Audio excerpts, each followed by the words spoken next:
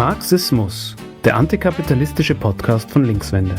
Im Folgenden hörst du eine Aufzeichnung von der Veranstaltung No Justice, No Peace, Antiimperialismus und der Kampf für Palästina, die auf dem Muss Kongress am 29.05.2026 aufgenommen wurde. Die Sprecher sind Linkswende-Mitglied Lisa Hasenbichler, Aktivist Julian Schütter, SWP-Mitglied Donny Gluckstein und Investigativjournalist Feinstein. Es geht um die vielen Facetten des vorherrschenden Imperialismus, mit dem Genozid in Palästina als einer seiner derzeitig brutalsten Ausprägungen. Ja, also im ersten Teil haben wir es ja schon ein bisschen angeteasert. Marxismus ist die Philosophie der Praxis. Das heißt, wir werden heute nicht nur über die Befreiung Palästinas theoretisch sprechen, sondern wir werden ein bisschen einen Einblick geben in die aktuellen praktischen Kämpfe, in die wir involviert sind. Die Karin hat schon angekündigt, am Dienstag steht die Studierendenvollversammlung für Palästina an der Hauptuni an, die bereits von über 1000 Studentinnen unterstützt wird und die richtet sich eben explizit gegen die Komplizenschaft der Hauptuni an Israels Verbrechen. Die Uni Wien kooperiert eng mit der Huji University, die unter anderem auch IDF-Soldaten ausbildet. Und in den letzten 2 Jahren hat sie kontinuierlich Repressions- und Silencing-Maßnahmen gegen antiimperialistische Studierende eingesetzt. Neben Ausladungen, Raumentzüge, Einschüchterungen hat die Uni auch oft direkt Studierende mit der Polizei bedroht oder sie verhaften lassen. Beispielsweise ist das Palästina-Solidaritätscamp 2023 rechtswidrig geräumt worden und im letzten Herbst hat uns die Uni über 100 Polizisten für eine nicht einmal 30 Personen Blockade vorbeigeschickt. Am Dienstag wird darum zum ersten Mal in der Geschichte der Uni eine Studierendenversammlung von unten einberufen. Neben dem Antirepressionsantrag, den wir von der Linkswende auch mitverfasst haben, wird es auch Anträge zur akademischen Boykott geben, zum Wiederaufbau in Gaza und auch gegen Forschung für militärische Zwecke. Ich glaube, dass das für die Palästina-Bewegung an der Uni wirklich ein ganz zentraler Moment ist. Einerseits, weil es im letzten halben Jahr eine koordinierte Kampagne gegeben hat mit mehreren Infotischen jede Woche und man da wirklich gemerkt hat, dass es eine Politisierung und eine ganz starke Zustimmung innerhalb der Studierendenschaft gibt. Andererseits aber auch, weil da unterschiedliche revolutionäre Gruppen zusammengekommen sind und ganz treibend in der Organisation von dieser Versammlung beteiligt waren.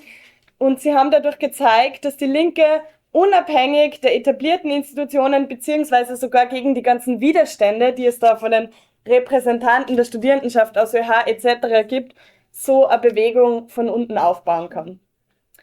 Währenddessen findet der Kampf um Befreiung in Palästina immer nur unter den schlimmsten Bedingungen statt. Palästinenserinnen in Gaza haben weiterhin keinen Zugang zu Wasser oder Hilfsgütern. 60% des Gazastreifens bleiben unter Besatzung, was natürlich in keinster Weise mit dem Waffenstillstandsabkommen einhergeht. Und im Westjordanland intensiviert sie die Siedlergewalt so sehr, dass allein seit Jahresbeginn schon tausende Menschen von ihrem Wohnort vertrieben worden sind. Trotzdem hat es Israel nach 2,5 Jahren Genozid nicht geschafft, die Palästinenserinnen zu besiegen. Das liegt vor allem daran, dass sich die Palästinenserinnen nicht besiegen lassen. Sumud ist das arabische Wort für Standfestigkeit und für Resilienz. Ich glaube, es ist nicht möglich, über Widerstand in Palästina zu sprechen, ohne auch über bewaffnete Gruppen zu sprechen.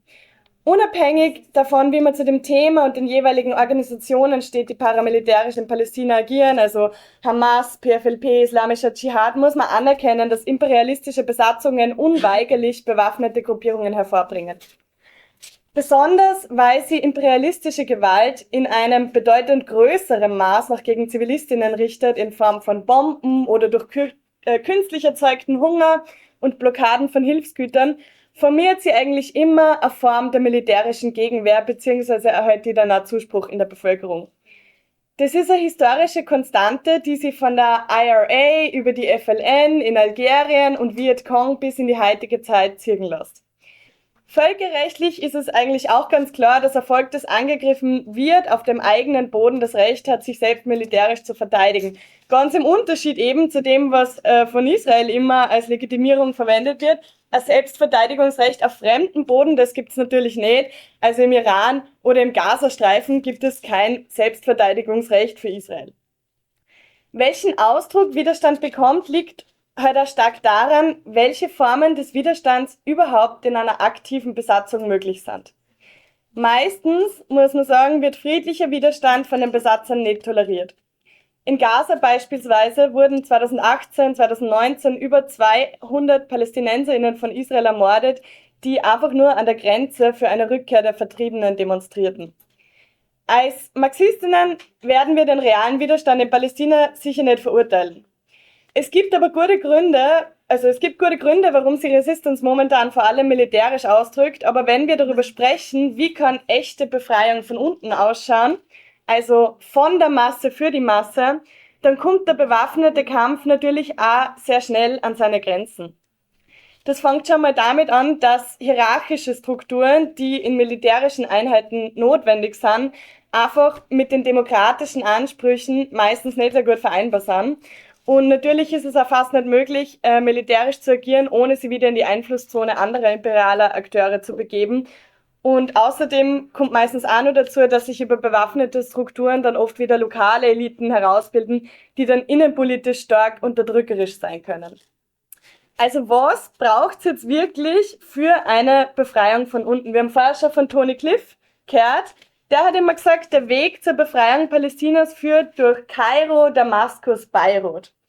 Es ist also die arabische Arbeiterinnenklasse in der gesamten Region, die sich selbst befreien kann, wenn sie sich einerseits gegen die imperialistischen Aggressionen, andererseits aber auch gegen ihre eigenen lokalen Herrscher erhebt. Cliff war jüdischer Palästinenser, hat die IST gegründet, der wir jetzt auch angehören, und er hat sich sein Leben lang mit der Frage beschäftigt, wie Befreiung in Palästina ausschauen kann. Einige Jahre nach seinem Tod haben der arabische Frühling und die Proteste im Libanon 2019 uns ein noch klareres Bild davon gegeben. Beispielsweise haben die Aufstände der Arbeiterinnen in Ägypten 2011 dazu geführt, dass der Grenzübergang Rafah zum Gazastreifen geöffnet wurde und Israels Blockade gelockert werden konnte. Die Palästina-Frage ist inzwischen zum Kernthema von allen arabischen Befreiungsbewegungen geworden und umgekehrt. Und auch darüber hinaus inspiriert die palästinensische Bewegung Proteste der Arbeiterinnen in der ganzen Welt. Der Widerstand gegen den Genozid in Gaza muss sogar international sein, weil viele der Täter hier bei uns im Westen sitzen. Die Rüstungskonzerne, die mit dem israelischen Militär kooperieren und die Siedlerbewegung bewaffnen. Die Politiker, die den Genozidstaat politisch legitimieren, indem sie ihn zum Beispiel beim ESC auftreten lassen. Die Universitäten, die sich an der militärischen Forschung beteiligen.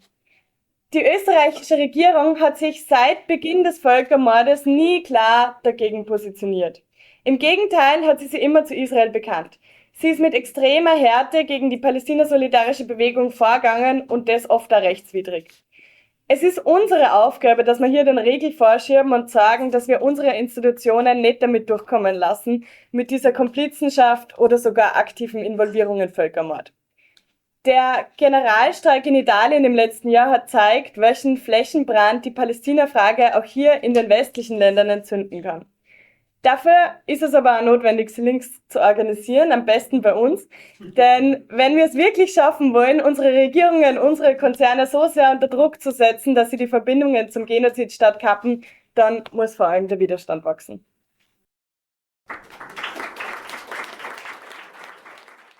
Wo fange ich an? Nachdem ich meine Karriere als Hoffnungstalent und Nestbeschmutzer des ÖSV beendet habe, habe ich meine Politisierung in der Klimagerechtigkeitsbewegung gefunden und bin in zivilen Widerstand gegangen. Und habe jetzt im letzten Jahr mich mehr auf das Thema Palästina konzentriert und war in beiden der letzten Global Sumud Flottillen, also die erste letztes Jahr im Herbst 2025 und im vergangenen Monat gerade wieder. Diese Flottillen sind und waren unbewaffnete internationale zivile humanitäre Hilfsmissionen, bei denen wir versucht haben, Lebensmittel und Medizin nach Gaza zu bringen, zu einer Bevölkerung, die unter einem Genozid leidet, ausgehungert wird, durch die Blockade und Bombardierungen keine medizinische Versorgung aufrechthalten können. Und von uns logischerweise ging nie eine Gefahr aus. Und trotzdem wurden wir beide Male von der IOF angegriffen, aus internationalen Gewässern entführt, ins besetzte Palästina verschleppt, eingesperrt, misshandelt und gefoltert. Das war beide Male ziemlich unangenehm, potenziell traumatisierend und grausam.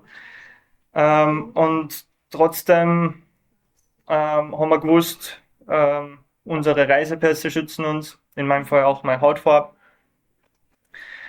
Und es ist immer noch unvergleichbar mit dem unvorstellbaren Leid, das PalästinenserInnen seit 100 Jahren andauern wird.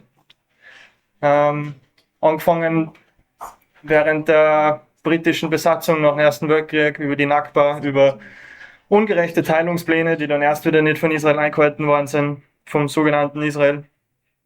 Die aggressive Siedlergewalt, die Apartheidsrechte, die durchgehend ethnische Säuberung und der Genozid.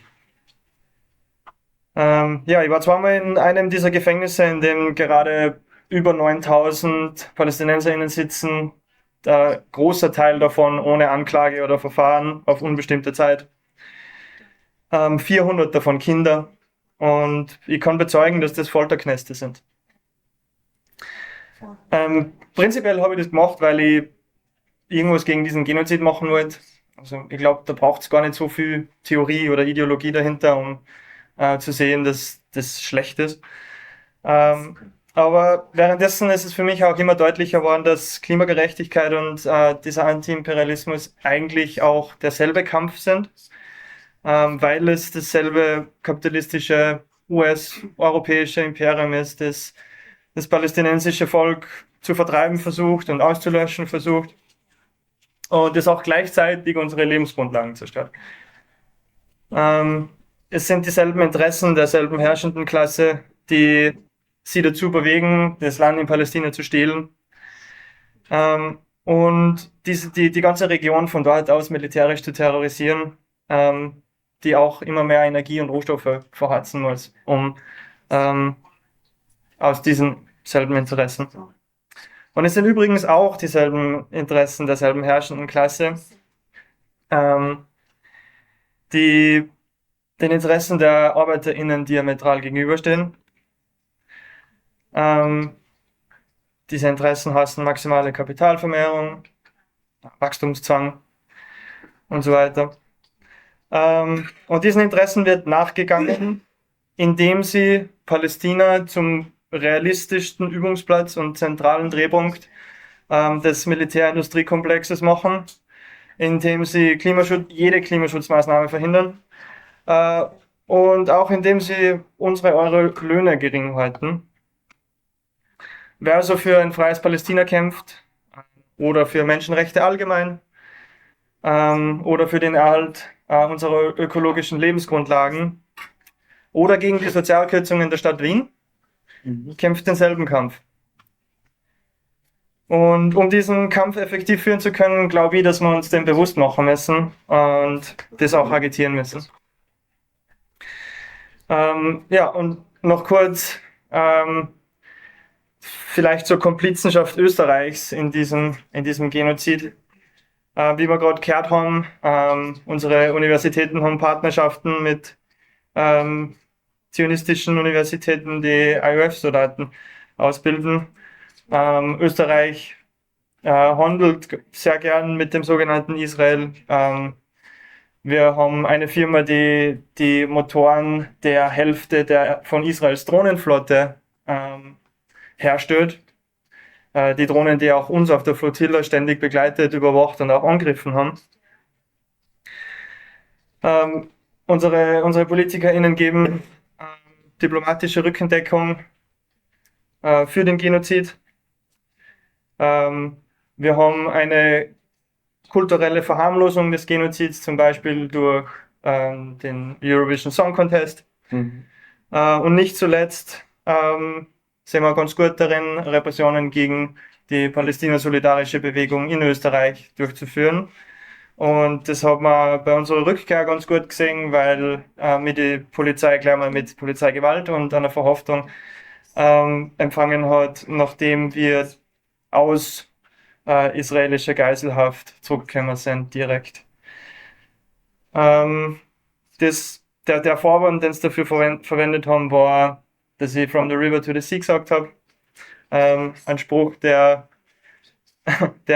fordert, dass ganz historisch Palästina vom Jordan bis zum Mittelmeer befreit wird von Apartheid, Genozid und Siedlerkolonialismus. Und diesen Spruch, es wird schon länger versucht, diesen Spruch zu kriminalisieren und als Vorwand zu nehmen. Es hat schon ausgereicht für Hausdurchsuchungen, es hat schon ausgereicht für 3-wöchige U-Haft.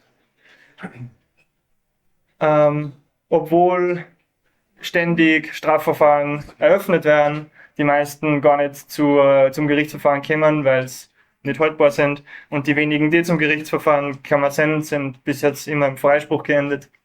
Das zeigt relativ deutlich, dass die österreichische Exekutive Repressionen aufmacht, nicht weil wir österreichisches Recht brechen würden, sondern weil wir in Solidarität stehen mit den Menschen, die sie auslöschen wollen. Und weil wir ein Dorn im Auge sind für ihre Partners in Crime und ihre Genozidfreundinnen. Ich glaube, das ist alles von mir.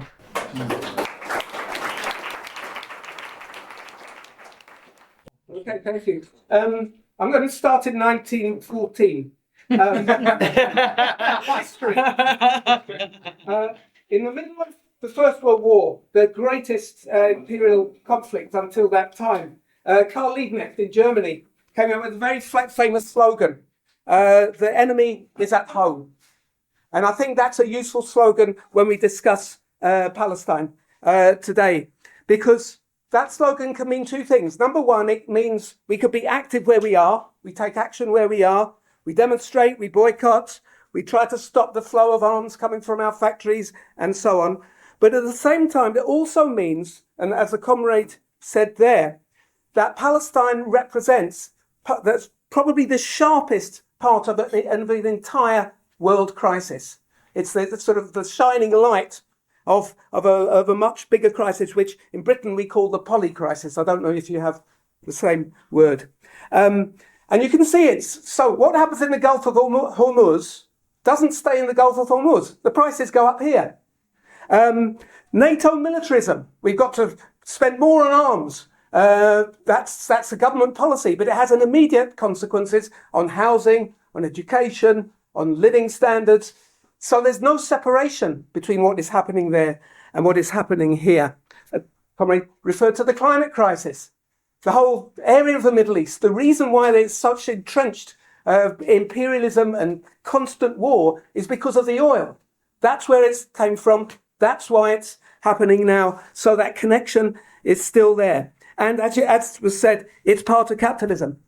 And when you think about capitalism today, the rich have never been richer, ever, in human history.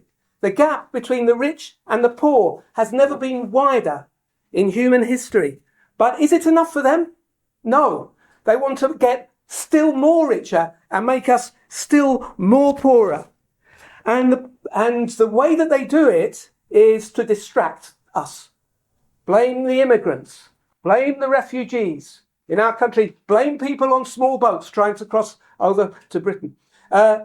So we see over and over again this crisis is a major one, and it's getting worse. It's not a question of if they push down our living standards, all of a sudden things will get better. Now, if they push down our living standards here, the competition over there will also push down the living standards, and they'll carry on pushing. The same with the military. If you up your spending here, then your enemy will also up their spending.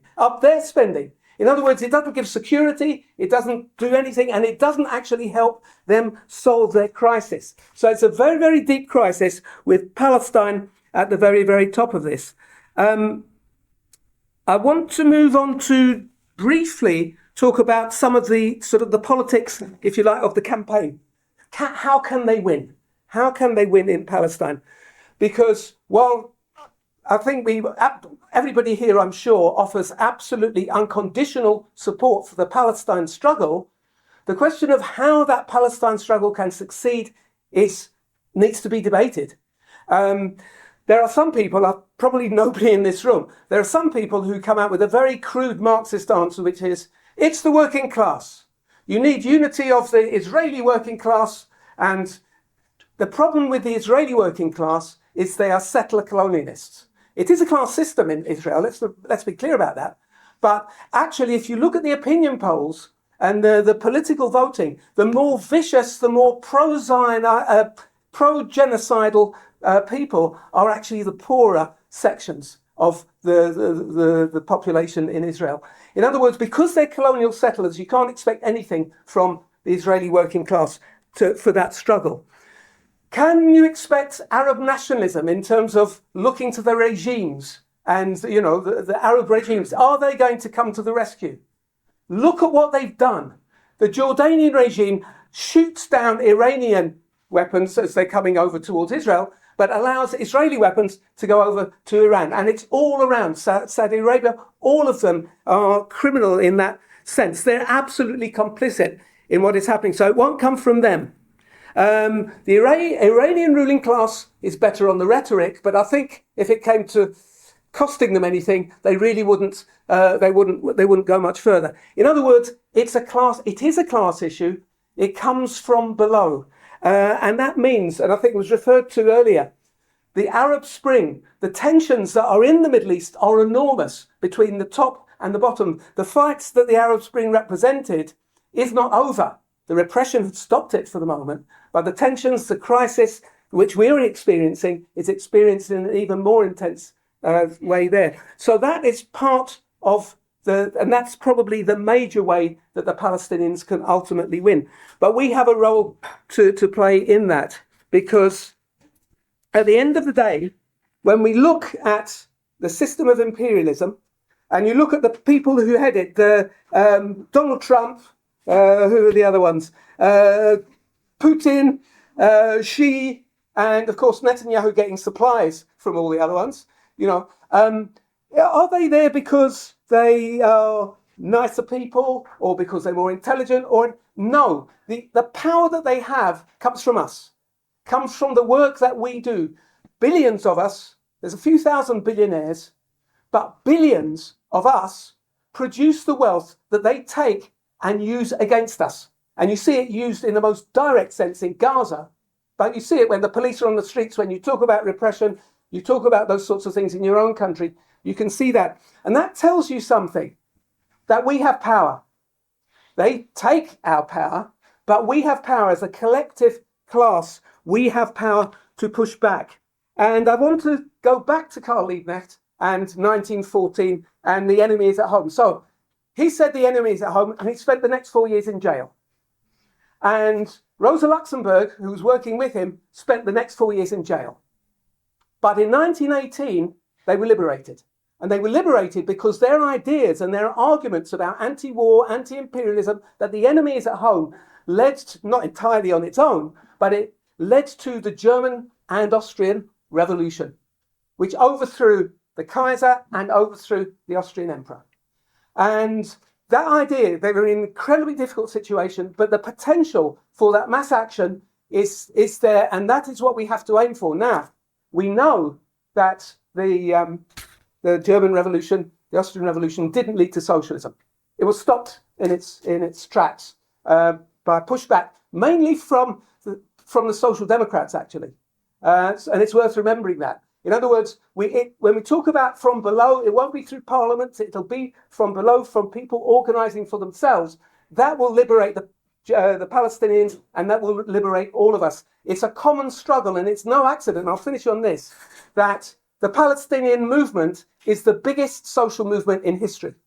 I think if you look across the world in terms of the number of protests, the number of demonstrations, the number of people that have been on it, absolutely fantastic. And I'll just finish with one thing, because quite often the left is accused of being anti-Semitic, and the argument is that because we support Palestine, you can't be Jewish, and we certainly can't be, etc., etc. I just want just some interesting statistics.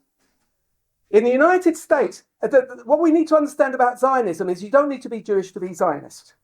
It's quite important. Jews in the United States are 4 times more likely to oppose what Netanyahu is doing than the rest of the American population. In Germany, you'll know yourself, 4 times as many Jewish people are suffered, sacking and all the rest of it for opposing what's going on in Palestine than the average German population. In other words, there is a fight, and it's a fight for class, for socialism. And I'll finish with Rosa Luxemburg's famous quote, socialism or barbarism. When you look at Gaza, you can see barbarism. We know what the answer is.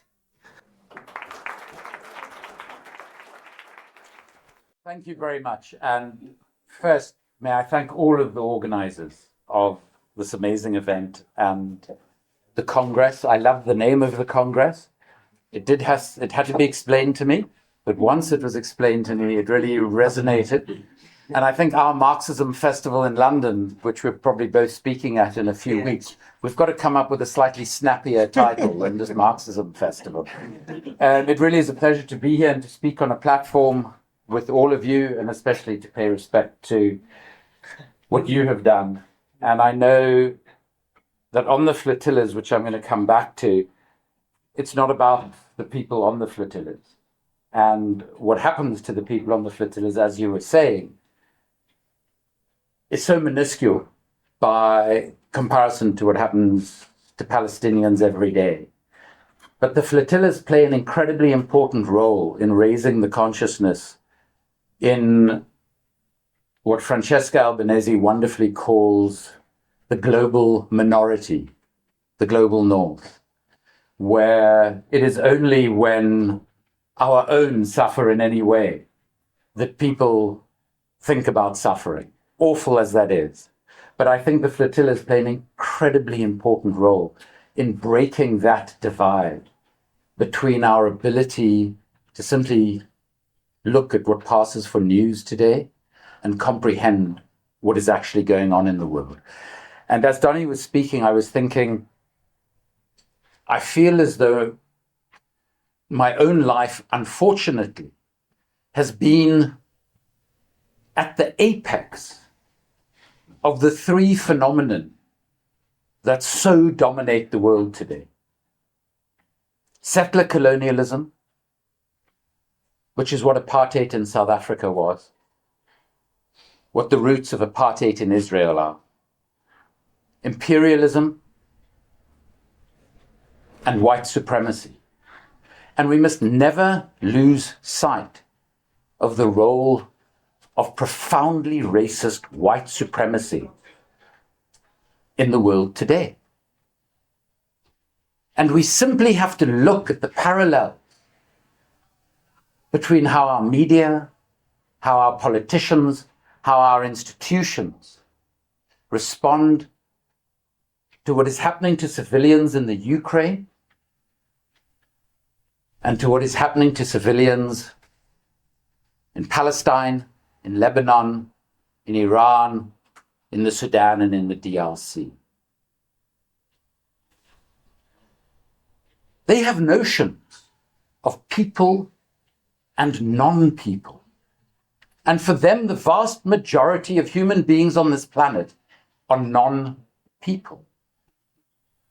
And we see this repulsive supremacy come through in virtually every utterance of our political leaders. And it's not just the Donald Trumps, the Benjamin Netanyahus,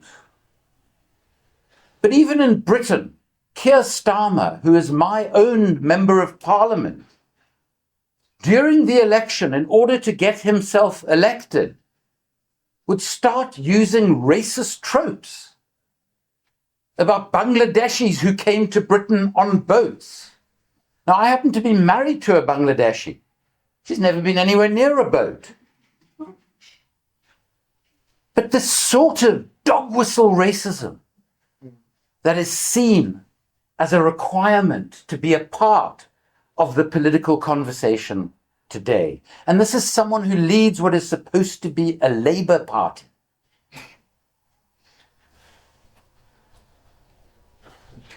The sort of confluence of these 3 dimensions was so obviously reflected in the reality that apartheid South Africa's greatest ally was the State of Israel. They were together pariah states, but they helped each other. They helped each other not just with diplomatic support, with financial support in both directions, but crucially with weapons, with military and torture training, and with some help from the French, they enabled each other to become nuclear powers. And when we talk about the multitude of reasons that Donald Trump, depending on what mood takes him in that moment, talks about his motivation for the illegal attacks on Iran, he sometimes has the audacity to mention nuclear weapons. Why would a state like Iran, why would any state in the Middle East have any interest in nuclear weapons? Because the most powerful state in that region, the settler colonial state of Israel, is a nuclear power. But our governments from America, Britain, Austria will not even mention that. They are party to that conspiracy of silence. And the reason that the apartheid states of Israel and South Africa were such close allies was not just their racism, but it was also their dehumanization of those who were not a part of the all-powerful minority. And what we are seeing in the world at the moment is not just the dehumanization of the other, but in the process, the dehumanization of all of us. Because to dehumanize another human being is to dehumanize oneself. And that's what we experienced in South Africa, where white South Africa was barely human. And we're seeing exactly the same thing in Israel today. I want to mention briefly what else, besides this deep racist white supremacy, lies at the fulcrum of imperialism. And that is the global arms trade. The trade in weapons, which besides killing on average 500,000 people a year, is also the most corrupt trade there has ever been. It accounts for 40% of all corruption in the world. And a significant amount of that corruption, which all takes place behind a veil of national security imposed secrecy, finds its way into our political systems at home. So when Britain sells weapons to MBS in Saudi Arabia, to Netanyahu in Israel, to MBZ in the United Arab Emirates, it is not only those countries' elites that are being paid bribes, but that corruption comes back into our own political systems, to our political parties, to our individual politicians. We estimate very conservatively that Tony Blair, since leaving office, directly out of the decisions he took while in office, has made well in excess of £110 million personally. Larry Ellison of Oracle has paid him £287 million over the last 5 years to his Tony Blair Institute in order to ensure the digitization of all aspects of the British state. And central to this corruption, is Israel.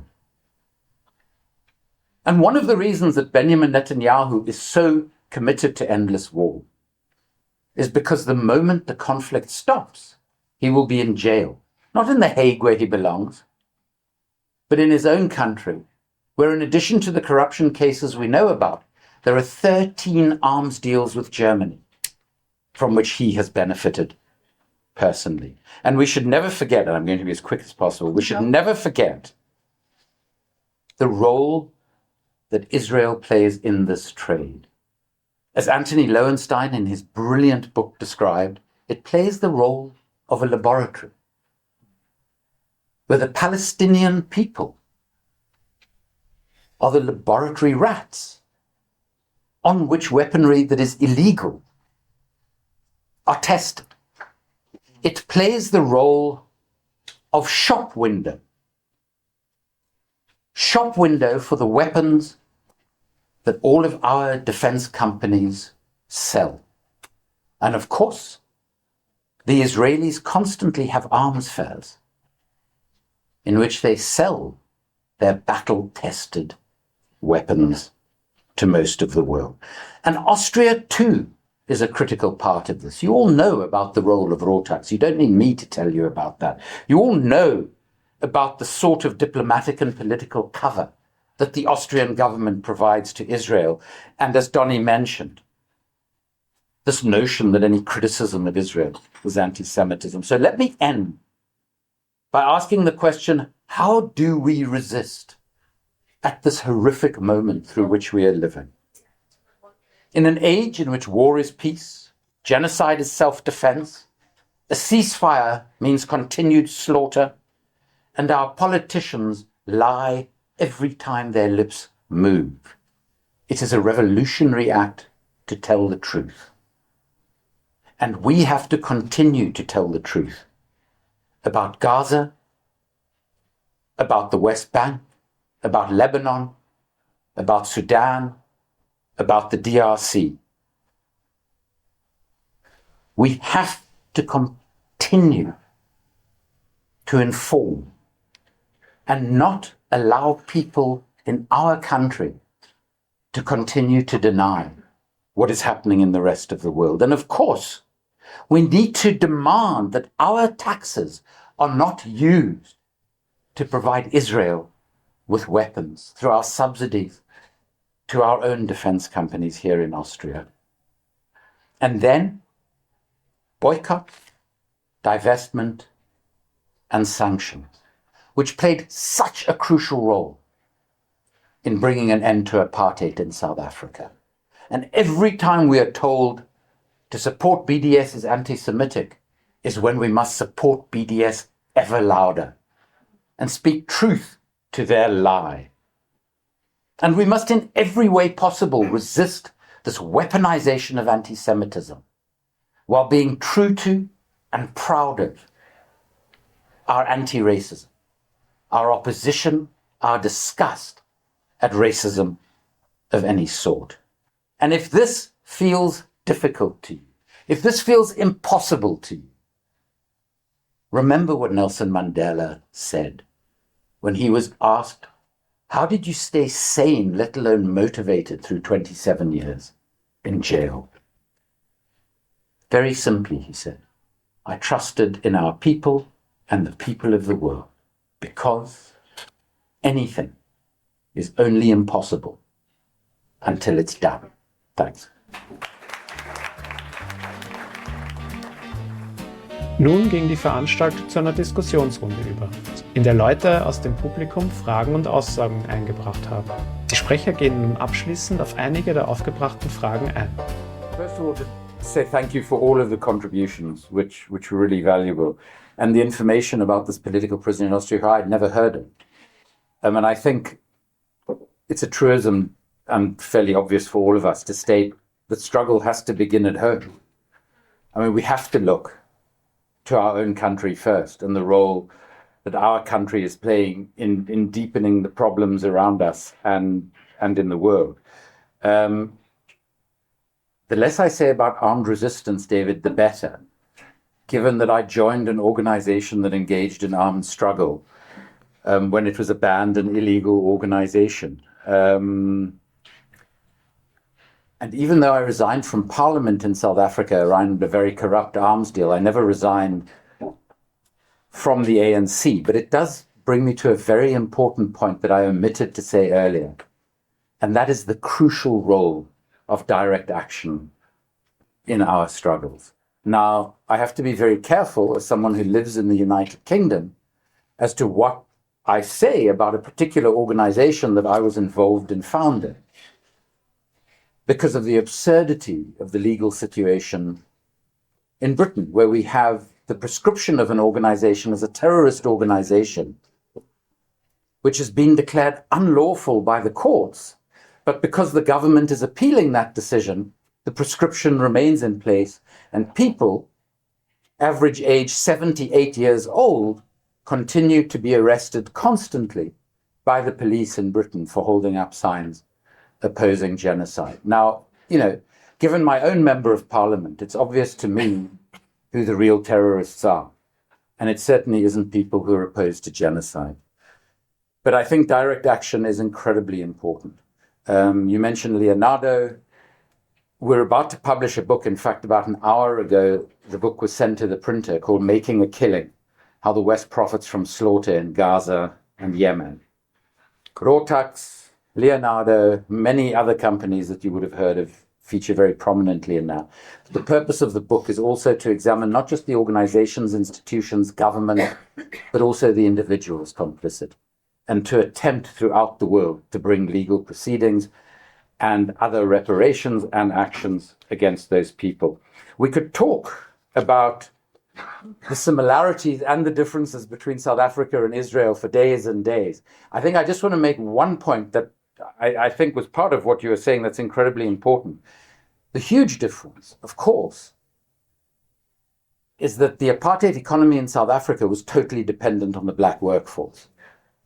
And that is why both Mandela and Tutu described Israeli apartheid as so much more brutal, because the South African apartheid system would never slaughter 70,000 of the workers that it needed, because it would have to retrain those workers, which would cost money.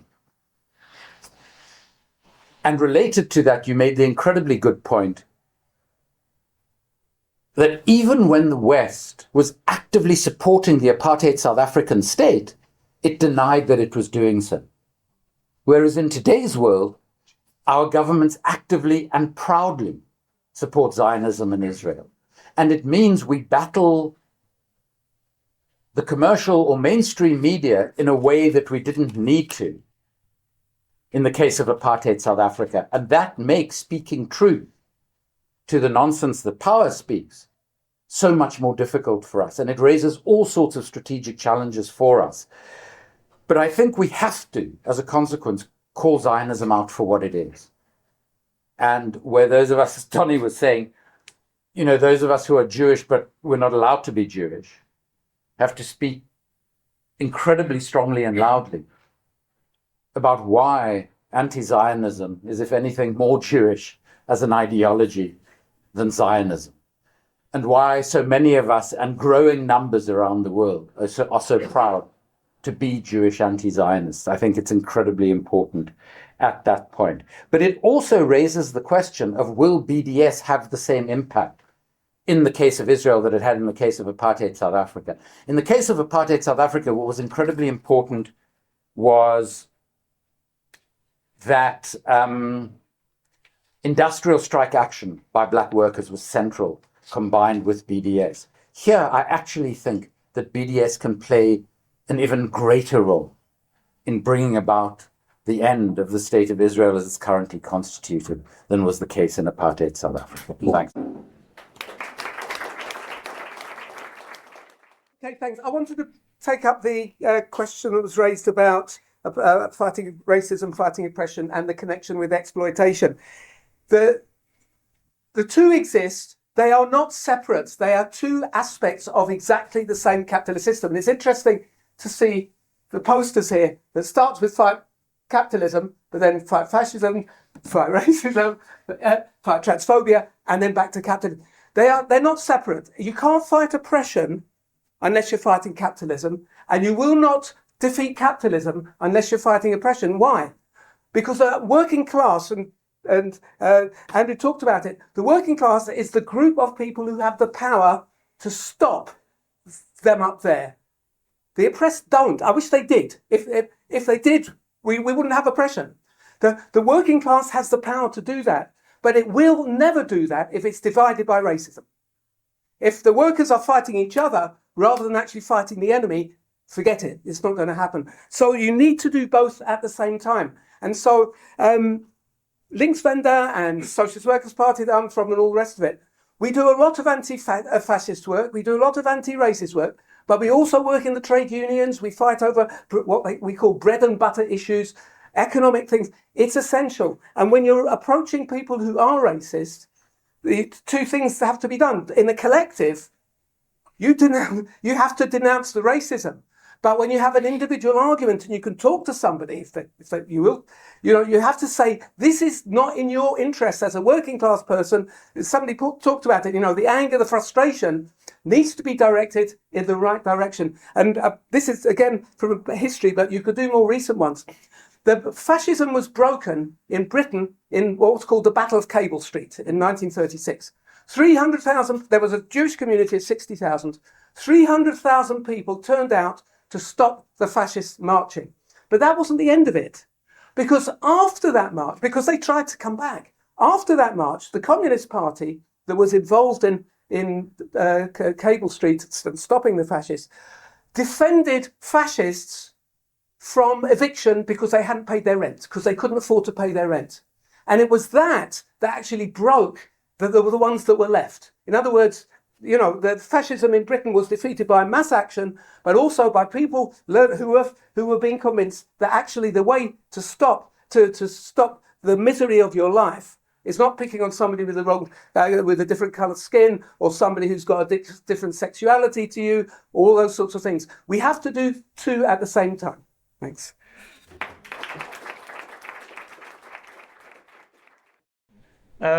One thing I thought about when you were talking about weapons delivery from our countries, the handcuffs that we had in Israel said "Made in UK."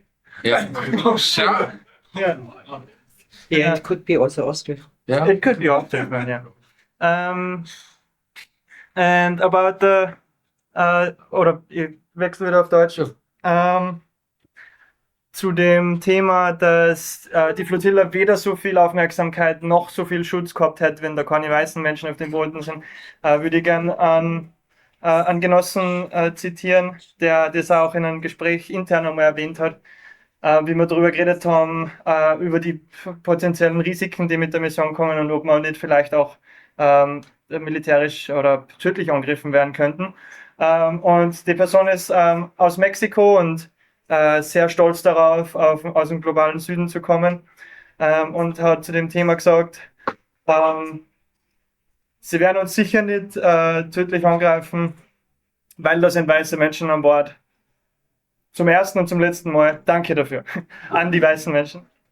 Ja, das war ein lustiger Moment. Danke. Der Donny hat den schönen Satz gesagt, the enemy is at home, der Hauptfeind ist im eigenen Land. Und ich glaube, für uns heißt das vor allem, dass wenn wir gegen Unterdrückung im Ausland kämpfen, dann kämpfen wir immer auch gegen die Unterdrückung hier. Also das, was die Julia erlebt hat, ist natürlich ein Extremfall, aber wir sehen es eigentlich kontinuierlich, wenn man politisch aktiv ist. Erst kürzlich zum Beispiel beim ESC-Finale, Halbfinale, sind Personen im Gefängnis gelandet, weil sie im Publikum Stop Genocide gerufen haben. Also was da die Rechtsgrundlage ist, würde mich wirklich interessieren. Wir erleben seit dem Aufflammen der Palästina-Bewegung wirklich eine deutlich autoritärer werdende Demokratie, die es sich zur Aufgabe gemacht hat, die Reputation von einem Genozidstaat auf Kosten der Meinungsfreiheit zu schützen. Und wenn wir uns an diesen internationalen Befreiungsbewegungen beteiligen, dann nehmen wir uns den Raum, dann nehmen wir uns selbst das Recht zu protestieren und als Klasse auch aktiv zu werden. Mir hat es auch gefallen, was du gesagt hast, dass du realisiert hast, dass Klima und Palästina ein und derselbe Kampf ist. Wir haben halt jetzt schon ein bisschen drüber geredet, aber ich glaube, gerade in Österreich haben wir einfach ein riesen Rassismusproblem und wir sind einfach in einer enormen Bedrohungslage auch damit, dass eine faschistische Partei bei 40% steht und mit Sicherheit versuchen wird, bei der nächsten Wahl den Machtanspruch zu stellen. Rassismus und vor allem antimuslimischer Rassismus ist ein ganz treibender Faktor, warum Israel vor den Augen der gesamten Welt diesen Genozid so stattfinden lassen kann und warum da die internationale Staatengemeinschaft keinen Riegel vorschiebt und keinerlei Konsequenzen setzt. Und umgekehrt ist Palästina das Laborat, wo schon mal ausprobiert wird, wie man dann mit den vielen Klimaflüchtlingen umgehen kann, die dieses kaputte, verrottete kapitalistische System automatisch produziert. Und ihre Antwort, die Antwort der Herrschenden ist, sie werden sie mit den gleichen Waffen ermorden, mit denen sie gerade Palästinenserinnen ermorden. Da müssen wir die Notbremse ziehen und in der Praxis heißt es, dass jeder Mensch, der sich als Antiimperialist zeigt, mit genau der gleichen Energie sich in antifaschistische Kämpfe stürzen muss und jeder Antifaschist für Palästina auf die Straße gehen muss. Palästina ist ein Ausdruck der globalen Barbarei in einem imperialistischen und kapitalistischen System. Es ist ein Kernthema, um das sich gerade ganz viel junge Leute vor allem politisieren und auch die Linke hat sie seit Beginn des Genozids komplett neu aufgestellt. Also mit Palästina hat sie da eigentlich die Spreu vom Weizen getrennt. Die Antideutschen haben sie selbst in die politische Irrelevanz katapultiert und auch ganz viele linke Gruppen zeigen angesichts der Attacken aus dem liberalen Lager mehr Profil, gehen Risiken ein, trauen sich auch gegen die Staatsgewalt aufzustehen und gehen vor allem Bündnisse miteinander ein, die vorher nicht möglich waren. Darum, noch einmal, jetzt ist der Moment, sich zu organisieren in einer revolutionären Organisation und dann schauen wir auch, dass die unterschiedlichen Gruppen zusammen dann zu starken Bündnissen, damit wir wirklich eine widerständige Masse auf die Straße kriegen. Wir haben es schon vorgezeigt bei den Protesten zum ESC, wo die Mobilisierung ja wirklich einen Kipppunkt dargestellt hat, in wie über Palästina berichtet werden kann und muss. Und wir werden es weitermachen, als nächstes eben bei der Studierendenversammlung. Mobilisiert euch eine Studierenden, Freunde und Bekannten hin, geht selber hin, bleibt nach der Veranstaltung nur da, redet miteinander und ja, schauen wir, dass wir was weiterbringen. Seit neuestem kannst du dir revolutionären Journalismus direkt nach Hause bestellen. Falls du generell mehr zu Linkswende erfahren willst, abonniere unsere Social-Media-Kanäle und schau dich auf linkswende.org um. Wir sind ein antikapitalistischer Verein für Aktivistinnen und Aktivisten. Wenn du Zuversicht tanken möchtest, lege ich dir den jährlich nach dem 1. Mai stattfindenden Muss Kongress nahe. Schau einfach auf der Homepage, ob das genaue Wochenende bereits bekannt ist. Sobald du bei uns aktiv werden willst, melde dich einfach bei uns. Wir sehen uns auf der nächsten Demo. Muss von Linkswende. Radikal und selbstbewusst links. Völker, hört die Signale, auf zum letzten Gefecht. Die Internationale erkämpft das Menschenrecht.